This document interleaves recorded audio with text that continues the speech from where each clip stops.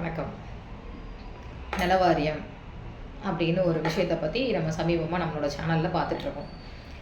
So Tamil Nadu unorganised workers welfare board அப்படின்னு சொல்லி ஒரு வெப்சைட் இருக்குது.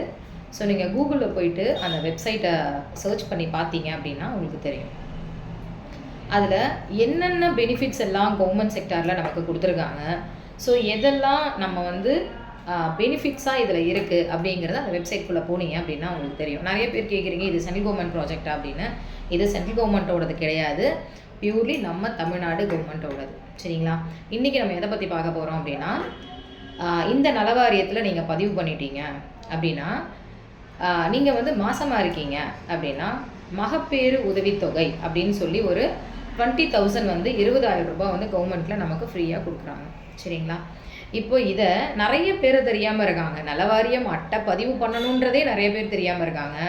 பதிவு பண்ணதுக்கப்புறம் என்னெல்லாம் ஸ்கீம்ஸ் இருக்குது, இதை எப்படியெல்லாம் வாங்கணுன்றதையுமே நிறைய பேர் தெரியாமல் இருக்காங்க.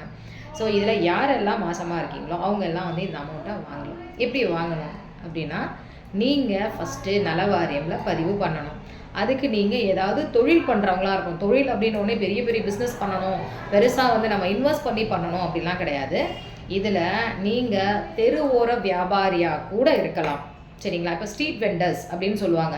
இந்த தெரு ஓரத்தில் பார்த்தீங்கன்னா காய்கறிகள், பழங்கள் இது எல்லாமே வெளியில் ரோடு ஓரத்தில் விற்றுட்ருப்பாங்க. அதுக்கப்புறம் பார்த்தீங்கன்னா தள்ளு வண்டியில் வாழைப்பழம், பூவு, அதுக்கப்புறம் இன்னும் நிறைய விஷயங்கள் தள்ளு வண்டியில் விற்பாங்க. இவங்க எல்லாமே பார்த்தீங்கன்னா ஸ்ட்ரீட் வெண்டர்ஸ் லைனில் வந்துடுவாங்க. ஸோ அவங்களா இருக்கலாம். அப்படி இல்லை அப்படின்னா கூட்டுறா பெருக்கிற அந்த துப்புரவு பணியாளர் சொல்லுவாங்கள்ல, அவங்க கவர்மெண்ட் வேலையில் இருக்கக்கூடாது, டெம்பரவரியாக போகிறவங்களா இருக்கலாம். ஸோ இந்த மாதிரி வீட்டில் இருந்து நீங்கள் ஒரு தையல் மிஷின் வச்சு துணி தைக்கலாம், வீட்டிலே மாவு அரைச்சி கொடுக்கலாம். இந்த மாதிரி நிறைய விஷயம் இருக்குது. சின்ன சின்ன தொழில் பண்ணுற யாருக்காக இருந்தாலும் இந்த நலவாரியத்தில் நீங்கள் பதிவு பண்ணிக்கலாம். சரிங்களா? பதிவு பண்ணிட்டீங்க அப்படின்னு சொன்னால் அதுக்கப்புறம் உங்களுக்கு ஒரு கார்டு ஒன்று கவர்மெண்ட்லேருந்து கொடுப்பாங்க.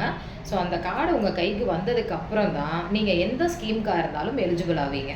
சரிங்களா? இதில் யாராவது மாசமாக இருக்கீங்க அப்படின்னு சொன்னால், எங்கே நலவாரியம் பதிஞ்சிங்களோ அதே இடத்துல போயிட்டு நீங்கள் உங்களோட அட்டையை கொடுத்து, நீங்கள் கன்சீவாக இருக்கிறதுக்கு ஒரு தடுப்பூசி போட்டிருப்பீங்க, அப்படி இல்லைன்னா உங்களுக்கு கவர்மெண்ட்லேருந்து கார்டு கொடுப்பாங்க, அதையுமே அங்கே கொடுத்து நீங்கள் அந்த கன்சீவாக இருக்கிறதுக்கான அமௌண்ட்டை, மகப்பேறு உதவித்தொகை, அந்த அமௌண்ட்டை நீங்கள் கிளைம் பண்ணிக்க முடியும்.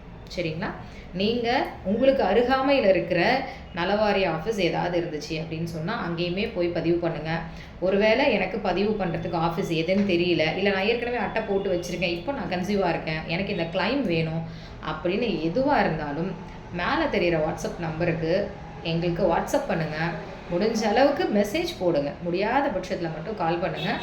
எந்த சர்வீஸாக இருந்தாலும் நாங்கள் உங்களுக்கு பண்ணித்தரோம். தேங்க்யூ.